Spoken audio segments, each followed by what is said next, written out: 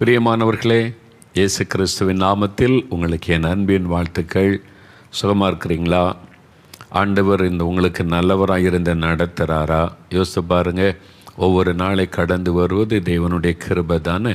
ஆண்டவர் நம்மோடு பேசுகிறார், தைரியப்படுத்துகிறார், பலப்படுத்துகிறார், பாதுகாத்து வருகிறார். ஆண்டவருக்கு ஸ்தோத்திரம்.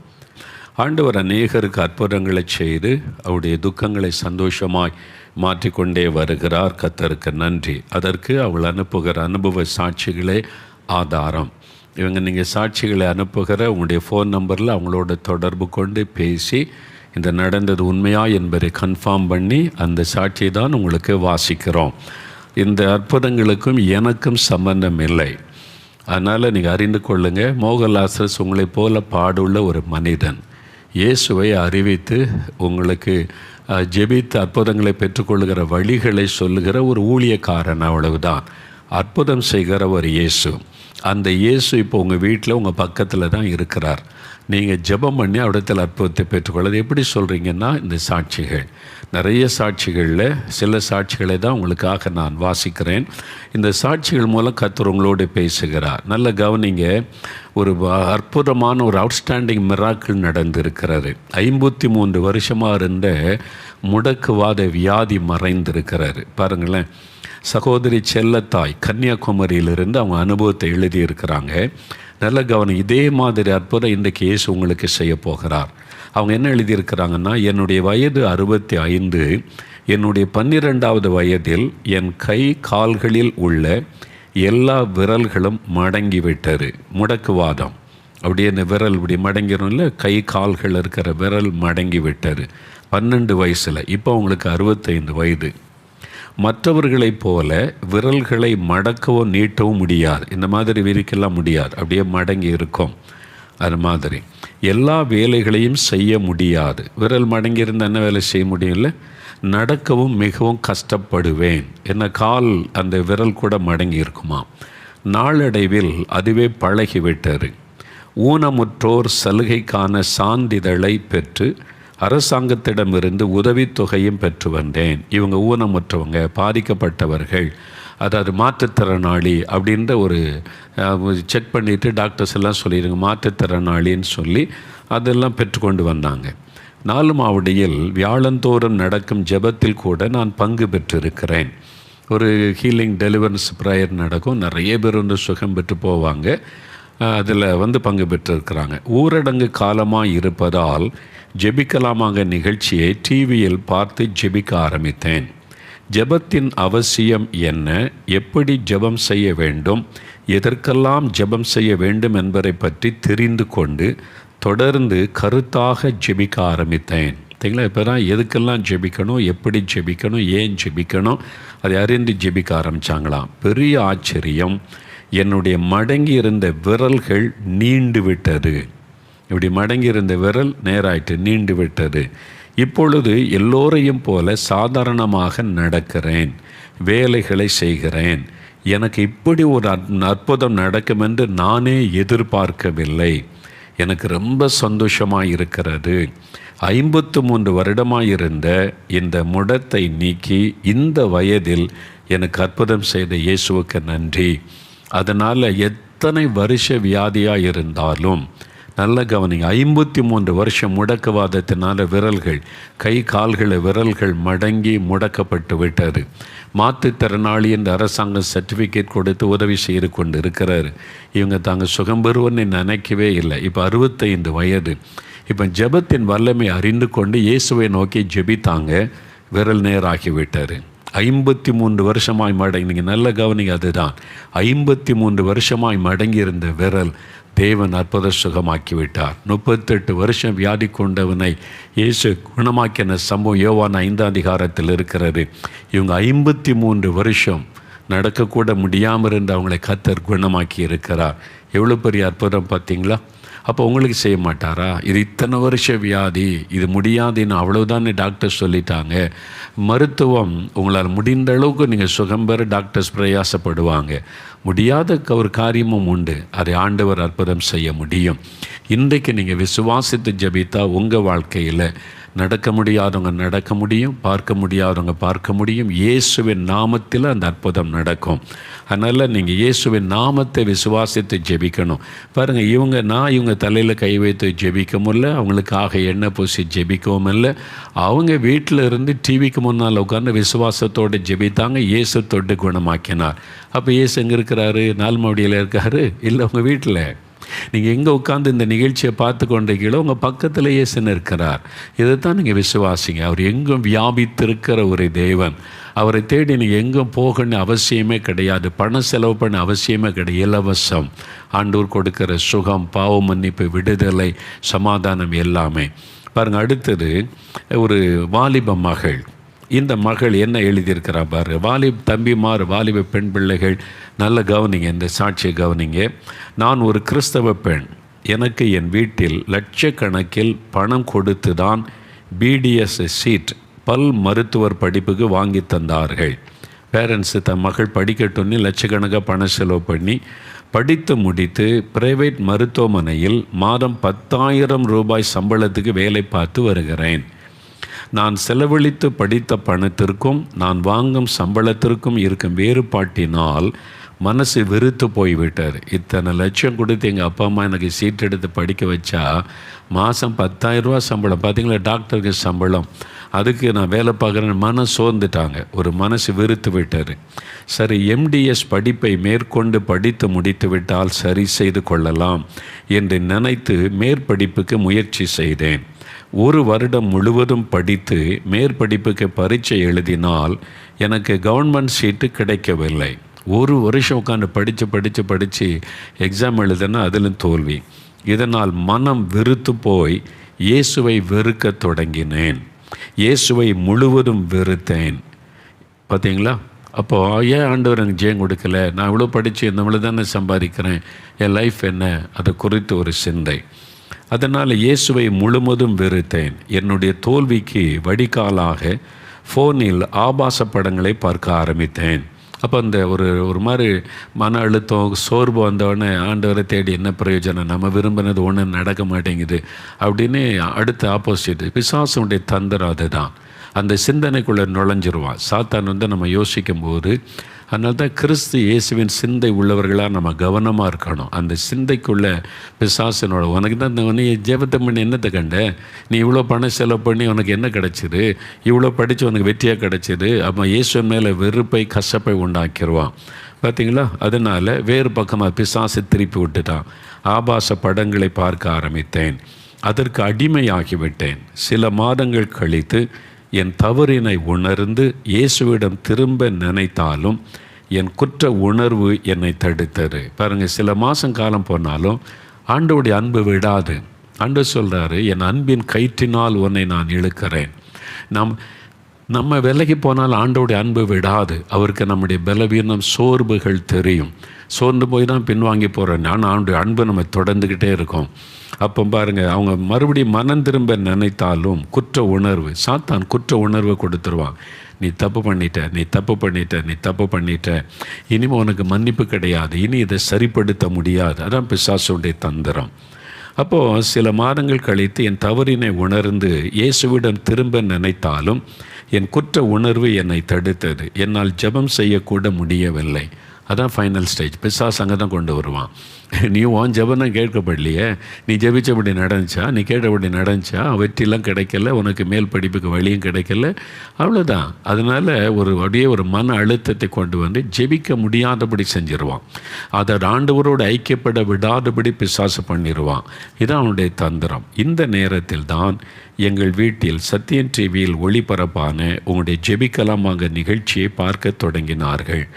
அதில் ஒரு நாள் நீங்கள் ஆபாச படத்தை பார்க்கும் பழக்கத்திற்கு அடிமையாக இருந்து மனம் திரும்பிய வாலிபனின் சாட்சியை வாசித்தீர்கள். அதை நான் கேட்டேன். எனக்கும் ஒரு நம்பிக்கை வந்தது. என்னையும் இயேசு மன்னித்து ஏற்றுக்கொள்ளுவார் என்ற நம்பிக்கையில் நானும் என்னை ஒப்பு கொடுத்து மறுபடியும் இயேசுவினிடத்தில் திரும்பினேன். தான் பார்த்தீங்களா, ஆண்டவர் இந்த சாட்சி மூலமாக பேசுகிறார். உன்னையும் ஆண்டவர் மன்னிப்பார். எவ்வளோ தப்பு பண்ணியிருந்தாலும் மன்னித்து சேர்த்து கொள்ள, விடுதலை கொடுக்க அவர் வல்லவர்.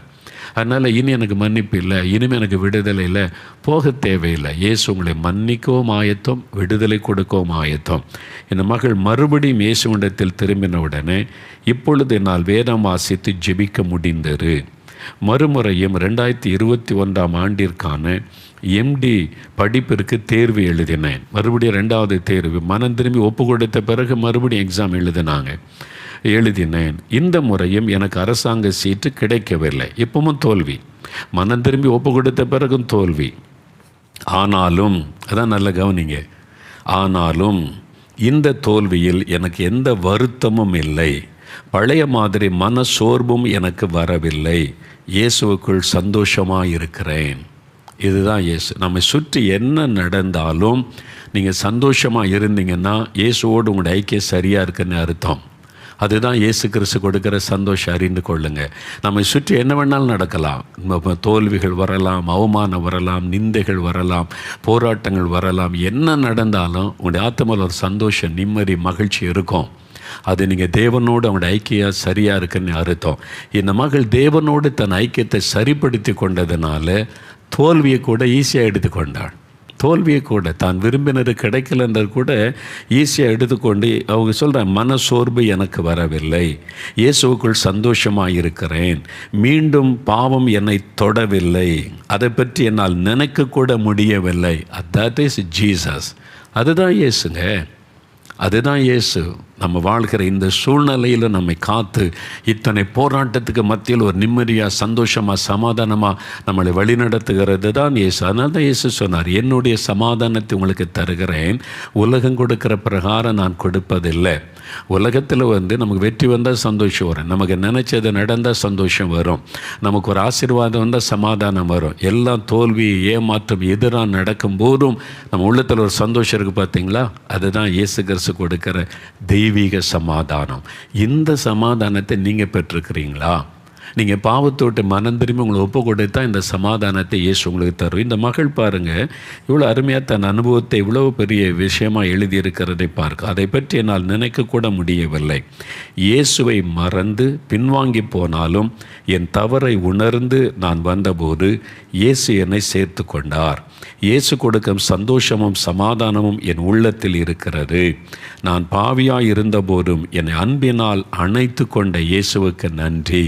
அதான் இயேசு. நீ பாவி, என்னை இயேசு ஏற்றுக்கொள்ள மாட்டார்னு சொல்லாதங்க. அவர் பாவிகளின் சிநேகிதன். வாலிப தம்பி, வாலிப மகளே, உனக்காக அவருடைய கரம் நீட்டப்பட்டிருக்கிறது. நீ வந்துரு மகளே, வந்துரு மகனே, நீ தேவன் அழைக்கிறார்.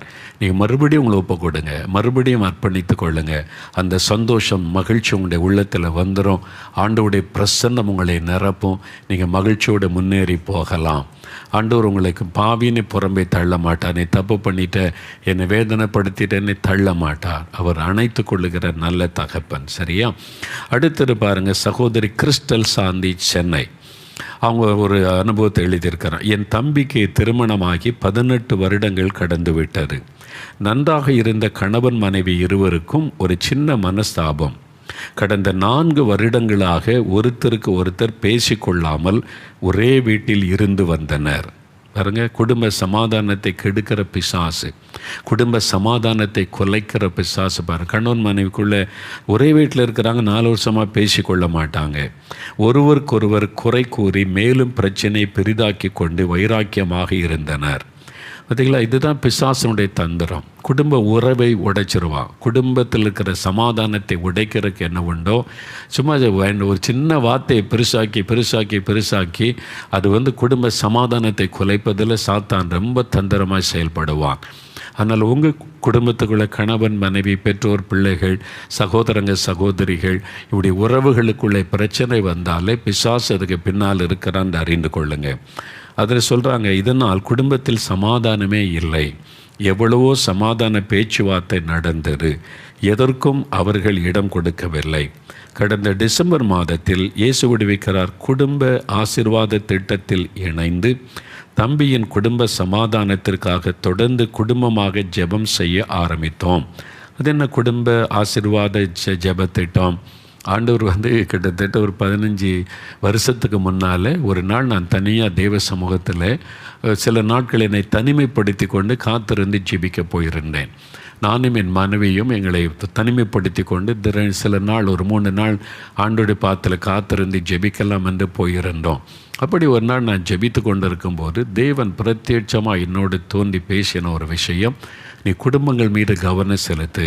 என்னை சாத்தான் குடும்பங்களை உடைக்க தீவிரமாய் செயல்படுவான். குடும்ப சமாதானத்தை உடைக்க, குடும்ப மகிழ்ச்சியை கெடுக்க.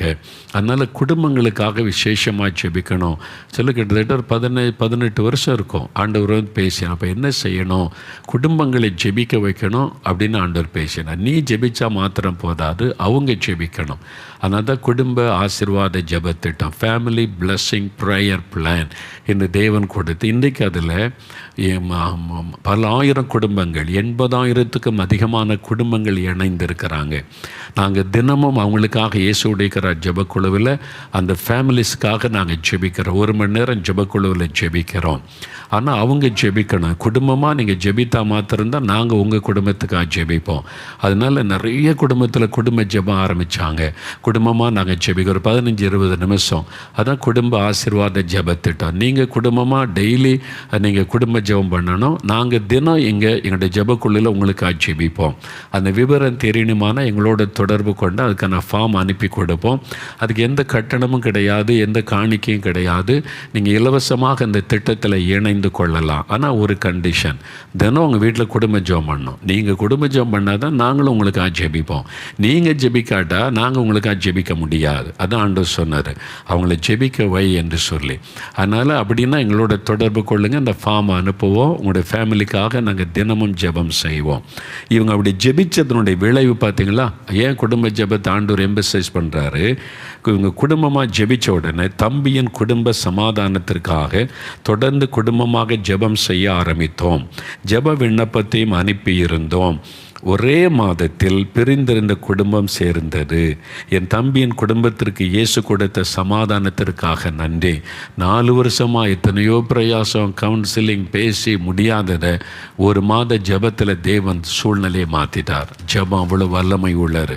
ஆனால் தான் நீங்கள் ஜெபிச்சிங்கன்னா எந்த சூழ்நிலையும் கர்த்தர் மாற்ற முடியும். குடும்பத்துக்காக விசேஷமாக ஜெபிங்க, குடும்ப ஜெபத்தை விட்டுறாதுங்க. சரியா?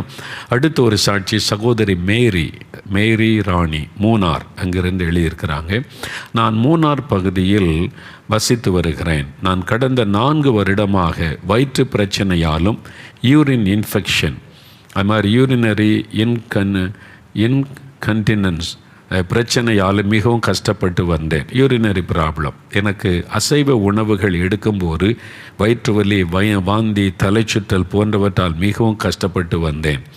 சமைக்கும்போது உப்பு பார்த்தால் கூட மேற்கூறிய பிரச்சனையால் அவதிப்படுவேன். அதாவது அது உப்பு பார்க்குறது, உப்பு சரியாக இருக்கான்னு டேஸ்ட் பண்ணால் கூட இந்த பிரச்சனை வந்துடுமா. இதற்கு ட்ரீட்மெண்ட் கிடையாது என்றும், உணவு பிடிக்கவில்லை, எந்த உணவு பிடிக்கவில்லையோ அந்த உணவை நிறுத்திவிடுங்கள் என்றும், உங்களுக்கு ஜீரண சக்தி குறைவு என்று மருத்துவர்கள் கூறிவிட்டனர். இந்த சூழ்நிலையில் உன்னுடைய ஜெபிக்கலாமாக நிகழ்ச்சியை தொடர்ந்து பார்த்து வந்தேன். கடந்த 2020 மே மாதம் ஜெபிக்கலாமாக நிகழ்ச்சியில் கர்ப்பப்பையில் பிரச்சனை உள்ளவர்களுக்கும் வயிற்று பகுதியில் பிரச்சனை உள்ளவர்களுக்கும் விசேஷமாக ஜெபித்தீர்கள். நீங்கள் ஜெபித்த அன்று முதல் இன்று வரை, அதான் அந்த நேரத்தில் அவங்க வயிற்றில் கை வைத்து ஜெபிச்சிருக்கிறாங்க. அதான் ஜெபித்தேன். அன்று முதல் இன்று வரை எந்த பலவீனமும் எனக்கு இல்லை. நான் இப்பொழுது அசைவ உணவை எடுத்துக்கொள்கிறேன். ஆனாலும் எந்த ஒரு பிரச்சனையும் இல்லை. மீண்டும் பெண் மருத்துவரை பார்த்து செக்கப் செய்தேன். எனக்கு எந்த ஒரு பிரச்சனையும் இல்லை என்று கூறிவிட்டார்கள். எனக்கு சுகம் கொடுத்த தேவாதி தேவனுக்கு ஸ்தோத்திரம். 4 வருடம் யூரினரி இன்ஃபெக்ஷன், வயிற்று வலி, வாந்தி தொடர்ச்சியாக இருந்தது. குணமாக்க முடியாதுன்ற சூழ்நிலை. இயேசு அற்புதமாய் ஜெபத்தை கேட்டு விடுதலை கொடுத்தார். உங்களுக்கு செய்வார். இன்றைக்கு இப்போ ஜெபிக்க போகிறோம். எல்லாம் கவனமாக இன்னும் 2 சாட்சியாக கேட்டுட்டு 5 நிமிஷம் ஜெபிக்க போகிறோம். எல்லாம் ஜெபிக்க ஆயத்தப்படுங்க. சரியா? இன்னொரு சாட்சி பாருங்கள். இதெல்லாம் அனுபவம். நான் எதுவுமே கூட்டி குறைக்காமல் அவங்க அனுபவத்தை எழுதியிருக்கிறத உங்களுக்கு சொல்லுகிறேன். சகோதரி சிந்து, கன்னியாகுமரியிலிருந்து, எனக்கு திருமணமாகி 2 வருடம் ஆகிறது. குழந்தை பாக்கியம் இல்லாமல் இருந்தேன். சத்தியம் டிவியில் வருகின்ற உங்களுடைய ஜெபிக்கலமாக நிகழ்ச்சியை பார்த்து தான் ஜெபம் என்றால் என்ன என்பதை தெரிந்து கொண்டேன். சுயநலமாய் ஜெபித்த ஜெபத்தை மாற்றிக்கொண்டு தேசத்திற்காக மற்றவர்களுக்காக திறப்பில் நின்று ஜெபிக்க ஆரம்பித்தேன். இன்னும் அதிகமாய் ஜெபிக்க வேண்டும் என்ற வாஞ்சை ஏற்பட்டது. ஒரு நாள் நான் ஜெபிக்கும்போது குழந்தையை மஞ்சள் பையில் கட்டி வைத்திருப்பதை போன்ற ஒரு தரிசனத்தை ஆண்டவர் காண்பித்தார். பாருங்கள், அவங்களுக்கு குழந்தை இல்லை, ஆனால் ஒரு நாள் ஜெபிக்கும் போது ஒரு தரிசனம் ஆண்டவர் காண்பிக்கிறார். இந்த தரிசனம் என்னை மிகவும் குழப்பியது. என்ன என்பது எனக்கு விளங்கவில்லை. இதற்கு இடையில் மருத்துவமனைக்கு சென்று மருத்துவரை பார்த்தேன். குழந்தைக்காக செய்யும் சிகிச்சையை குறைந்தது 6 மாதமாவது செய்ய வேண்டும் என்று சொன்னார்கள். கடந்த ஜனவரி மாதத்தில் சிலர் அவர்களுக்கு எழுதி வைத்திருந்த ஜாதகத்தை வேண்டாம் என்று தூக்கி போட்ட போதுதான் அடைந்திருந்த நன்மைகளை அடைப்பட்டிருந்த நன்மைகளை பெற்றுக்கொண்டதாக சாட்சிகளை வாசித்தீர்கள். அந்த சாட்சிகளை வாசித்துவிட்டு ஏன் ஜாதகத்தை நம்பக்கூடாது என்பதற்கும் நீங்கள் விளக்கம் கொடுத்தீர்கள். எனக்கும் ஒரு ஜாதகம் வீட்டில் இருந்தது. உடனே அதை தேடி எடுத்தபோது அது ஒரு மஞ்சள் பையில் கட்டி வைக்கப்பட்டிருந்தது. அப்பொழுதுதான் எனக்கு அந்த தரிசனத்தின் அர்த்தம் புரிந்தது. அதை தான் ஆண்டவர் எனக்கு காமிச்சிருக்கிறார். பாருங்கள், இதுதான் தடை. இது மாதிரி ஜாதகம் எழுதி மண்டை பையில் கட்டி வச்சிருக்கிறல்ல, இதுதான் குழந்தைக்கு நீ பெறுவதற்கு தடை என்று. நானும் ஜாதகத்தை எடுத்து எரித்துவிட்டு என் தவறினை ஒப்பு கொடுத்து ஜெபித்தேன். அதே மாதத்தில் எனக்கு கர்ப்பம் தரித்தது. மருத்துவர்கள் குறைந்தது 6 மாதம் சிகிச்சை எடுத்துக்கொள்ள வேண்டும் என்று சொன்னார்கள். ஆனால் ஆசீர்வாதத்திற்கு தடையாயிருந்த காரியத்தை நான் எடுத்து போட்டு என்னை ஒப்பு கொடுத்து ஜெபம் செய்த அதே மாதத்தில் இயேசு என்னை கர்ப்பம் தரிக்க செய்தார். இப்பொழுது நான் 5 மாதம் கர்ப்பமாக இருக்கிறேன். எனக்கு எது தடையாக இருக்கிறது என்பதை காண்பித்து உங்கள் நிகழ்ச்சியின் மூலமாக எனக்கு ஆலோசனை கொடுத்து என்னை வழிநடத்தின இயேசுவுக்கு நன்றி.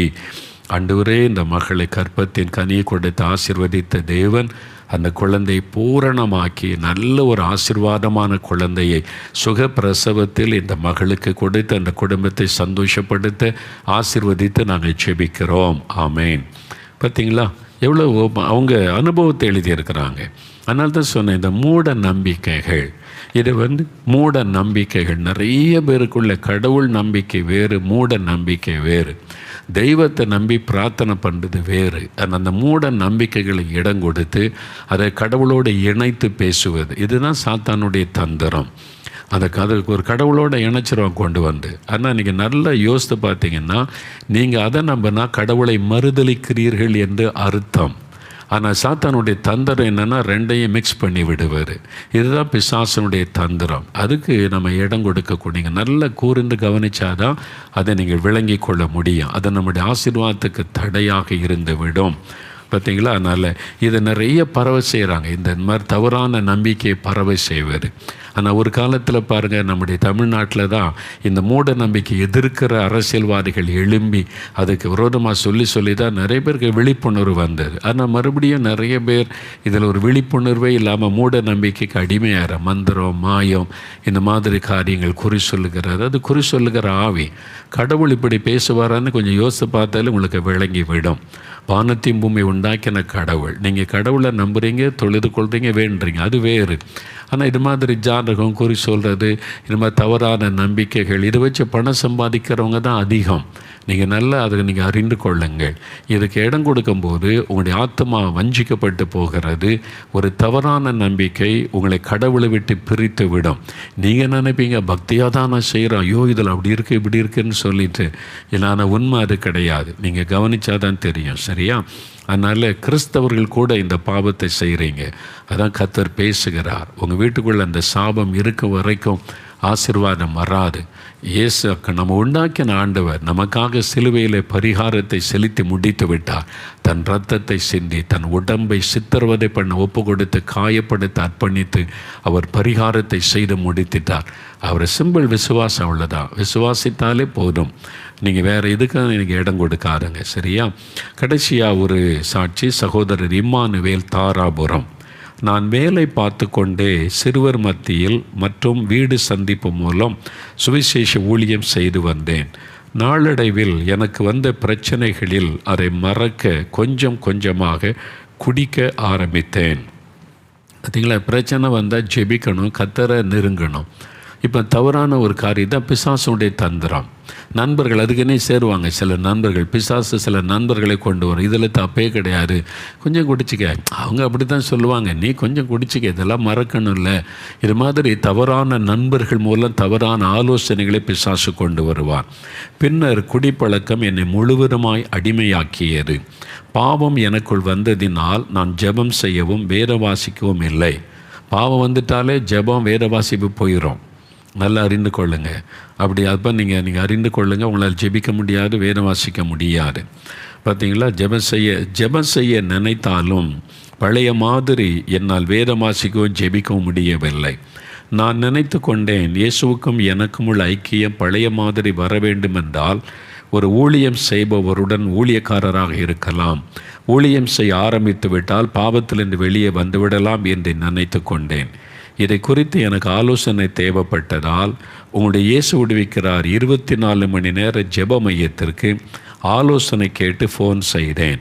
24 மணி நேரம் இங்கே ஜெபிக்கிறவங்க இருக்கிறாங்க, நீங்கள் ஃபோன் பண்ணி ஜெபித்து கொள்ளலாம். அங்கிருந்தவர்கள் சொன்னார்கள், பாவம் மன்னிக்கப்பட இயேசுவை பின்பற்றி போங்கள், இயேசுவால் மாத்திரமே பாவத்திலிருந்து விடுதலை கொடுக்க முடியும் என்று சொன்னார்கள். எந்த ஊழியக்காரரையும் பின்பற்றி போகாதிருங்கள் என்று சொன்னார்கள். பார்த்தீங்களா, அதான் நீங்கள் எந்த ஊழியக்காரன் மோகன்லால் சார் இல்லை, இயேசுவை தான் பின்பற்றணும். அவர் தான் நமக்கு அடிச்சுவட்டை வைத்து விட்டு போனார். அவர் தான் நமக்கு மாதிரி. அவர் மேலே தான் நம்முடைய கண் இருக்கணும். இந்த ஊழியக்காரனை பின்பற்ற ஆரம்பிச்சிங்க, அவ்வளோதான். நல்ல ஆலோசனை கொடுத்தாங்க. எந்த ஊழியக்காரனையும் பின்பற்றி போகாருங்க, இயேசுவை பாருங்கள், அவர் உங்களை மன்னிப்பார் என்று. பின்னர் உங்களுடைய ஜெபிக்கலாமாக நிகழ்ச்சியை தொடர்ந்து பார்க்க ஆரம்பித்தேன். அதில் நீங்கள் கொடுக்கும் ஆலோசனைகள் எனக்கு மிகவும் உதவியாக இருந்தது. அதை தொடர்ந்து வேதமாசித்து ஜெபிக்க ஆரம்பித்தேன். பாவங்களை அறிக்கை செய்து ஜெபம் செய்தேன். என்னை முழுவதுமாய் இயேசுவினிடத்தில் ஒப்பு கொடுத்தேன். என் குற்ற உணர்வும் பாவ உணர்வும் என்னை விட்டு நீங்கியது. இல்லை, கவனிங்க, பாவ உணர்வு, அந்த பாவத்தை செய்ய தூண்டுகிற உணர்வும் குற்ற உணர்வு. ஐயோ, நான் பாவம் செய்துட்டேன், இனி ஜெபிக்க முடியாது, இனி ஊழியம் செய்ய முடியாது, அந்த குற்றம், இந்த ரெண்டையுமே கத்தர்மா, இது இயேசுவால் மட்டும்தான் முடியும். நான் ஏன்னா அதுக்கு தான் அவர் சிலுவையில் ரத்தம் சிந்தினார். இயேசு கிறிஸ்துவின் ரத்தம் நம்முடைய மனசாட்சியை சுத்திகரிக்க வல்லமை உள்ளது.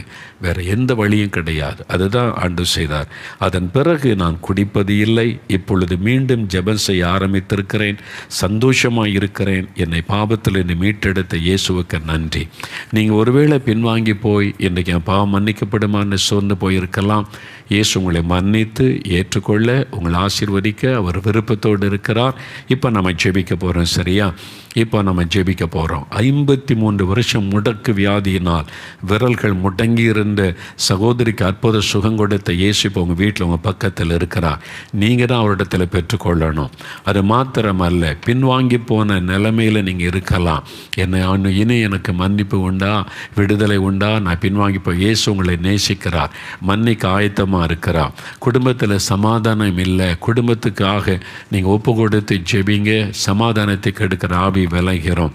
எந்த சரீரத்தில் எந்த பகுதியில் பிரச்சனை, உங்களுடைய வயிற்றில், உங்களுடைய கிட்னியில், உங்களுடைய லங்ஸில், உங்களுடைய ஹார்ட்டில், உங்களுடைய கண்ணில் எங்கே வியாதி, எந்த உறுப்பையும் அவர் சுகமாக்க வல்லவர். இன்றைக்கு சுகம் கொடுக்க போகிறார்.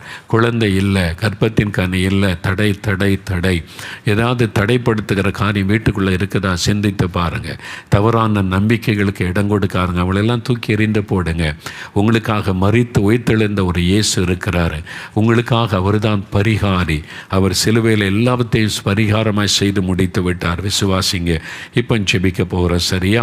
ஆவிக்குரிய வல்லமை வேணும், அபிஷேகம் வேணும். நான் இன்னும் ஆவியில் பலப்படணும், அதிகமாக ஜெபிக்கணும் விரும்புகிறீங்களா? அதையே ஆண்டவரிடத்தில் பெற்றுக்கொள்ளலாம். எல்லாம் எழுந்து நிற்கலாமா? அப்படி ஜெபிக்க போகிறோம். இன்றைக்கு இயேசு உங்களுக்கு ஒரு அற்புதம் செய்ய போகிறார். இவ்வளோ பேருக்கு அற்புதம் செய்த ஆண்டவர், உங்களுக்கு என்ன அற்புதம் வேணும்? சுகம் வேணுமா? விடுதலை வேணுமா? இந்த குற்ற மனசாட்சி மாறணுமா? சமாதான வீட்டுக்குள்ளே வரணுமா? பின்மாற்றத்தில் இந்த மறுபடியும் விடுதலை அடைந்து வரணுமா? கற்பத்தின் கனி வேணுமா? என்ன ஆசீர்வாதம் வேணும்? இத்தனை வருஷ வியாதி எனக்கு விட்டு விலகணும், அப்படி விரும்புகிறீங்களா? அற்புதம். அற்புதம் என்பது இயற்கைக்கு மேற்பட்ட ஒரு காரியம்தான் அற்புதம் என்பது. இயேசு அதை செய்ய போகிறார். விசுவாசிக்கிறீங்களா? இன்றைக்கு இயேசு உங்களுக்கு அற்புதம் செய்ய விரும்புகிறார். நீங்கள் விரும்பணும், இயேசு எனக்கு ஒரு அற்புதம் செய்யணும், இவ்வளோ பேருக்கு அற்புதம் செய்தார், எனக்கு அவர் செய்வார் என்று விசுவாசிக்கணும். விசுவாசத்தோட வியாதி உள்ள இடத்துல கை வைத்து கொள்ளுங்க. உங்களுக்கு எங்கே சுகம் வேணுமோ அந்த இடத்துல, எங்கே பாதிப்பு இருக்கிறதோ அந்த இடத்துல கை வைங்க. எந்த இடத்துல லம்ஸ் கட்டிகள் இருக்கிறதோ அங்கே கை வைத்து கொள்ளுங்க.